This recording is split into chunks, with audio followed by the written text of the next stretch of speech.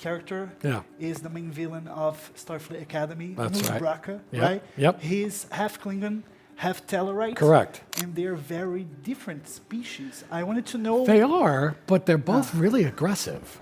Yeah. They're both very aggressive. And when they said I was going to be both of those, I said, I'm going to be very aggressive. But how do you think they're very different? They're different because I know one of them is one of the main founders of Federation. True. And the other one is like completely different from the Federation. That's true. You know? That's so true. I wanted to know what was your approach, bringing these two different universes to create Oh, that's this interesting. character. I mean, I hope that I took some stuff from some kind of Klingon lore. I remembered reading something about Klingons standing too close to people, and I thought I'm going to stand too close to everybody as a Klingon, so I'm always getting way too close to people, like the physical body space.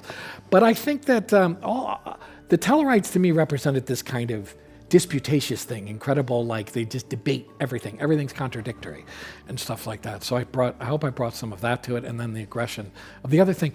But it's interesting because my character's attitude towards the Federation is very complicated. Without revealing a whole lot, he has a really sort of complicated take on the Federation.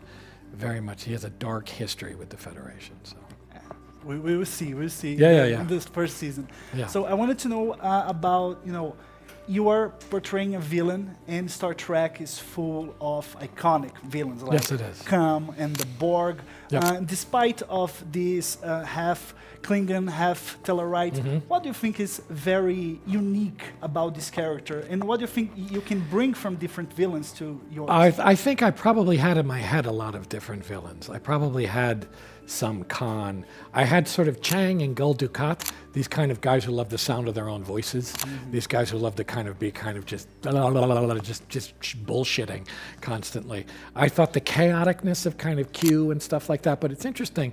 The thing that I think is interesting about this guy is that as it goes along, and by the end of it, you really see it, he's very much a kind of malformed child inside. He's this very angry, psychopathic child inside, which actually made me think of, I think is it Trelane that's like a kind of a child a little bit, and even Q has a kind of child thing to them. So that, whether it's unique or not, what I bring to it, I don't know, but that's something that became more and more important to me as I went on with it, that he's arrested as a little boy.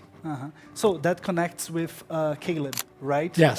Yes. This childness. Yes, and I think there's some jealousy and envy I have of him, that he's given this opportunity and that he gets to connect with these people, and he gets to connect with this woman who's a very motherly figure, and he doesn't have any of that kind of thing. And I think that pisses him off, makes him really angry that he doesn't have this stuff that these people have. So he wants to just destroy it. Yeah, makes sense. Yeah. A lot of sense. Yeah. So I heard that you are a huge Star Trek fan. Well, I'm a big one. I wouldn't Big one, call okay, myself. okay. I'm huge, but I'm not encyclopedic in my knowledge. So No, I would say it's that. okay. I have just when a Trekkie meets another Trekkie. Yes, that's we my have- fear, is that I'm not going to be able to. Two simple questions. Okay. What's your favorite Star Trek series? And Starfleet Academy doesn't count. And what's your favorite Star Trek movie? Okay. My favorite series is Deep Space Nine, which I really, really love and have watched probably, aside from the original one, the most. I've seen it over and over and over again the most. So that would be my favorite one. I can't remember the name of the movie with the whales. The Whales, the Voyage Home. Yes, that one. Yeah. Yes, that's my favorite movie. It's one of the best. It's great. It's such a great movie. And I Wrath love of the Khan's a great one. But I do love that one.